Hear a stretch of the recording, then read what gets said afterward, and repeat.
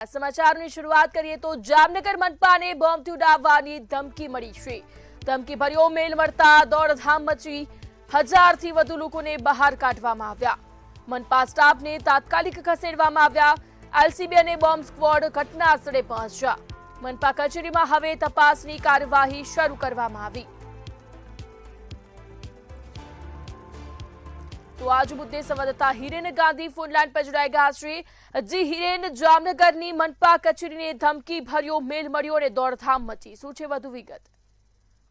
દીકરીના જણાવી દઉં કે જામનગર મહાનગરપાલિકાને વહેલી સવારે જ બોમ્બની ઈમેલ આવેલો હોય એવું જાણવા મળેલ છે અને આ માહિતીને લઈ અને કચેરીમાં ક્યાંક ને ક્યાંક ભાગદોડ મચી ગઈ હતી અને તંત્ર દ્વારા પોલીસને જાણ કરવામાં આવેલ અને પોલીસ દ્વારા અત્યારે એલસીબી પોલીસ અને બોમ્બ સ્ક્વોડ દ્વારા અત્યારે તમામ પહેલા તો આવી અને તમામ બિલ્ડિંગમાં લગભગ 1000થી વધુ લોકો સ્ટાફ સહિત લોકોના કામ માટે આવેલા બધા લોકોને અત્યારે બહાર કાઢવામાં આવેલ છે અને બંને ગેટ મહાનગરપાલિકાના બંધ કરી દેવામાં આવેલ છે અને હાલ અત્યારે સુરક્ષા એજન્સી દ્વારા તમામ પ્રકારની ચેકિંગ હાથ ધરવામાં આવે છે અને બોમ્બ સ્ક્વોડ દ્વારા અત્યારે ચેક કરવામાં આવી રહ્યું છે।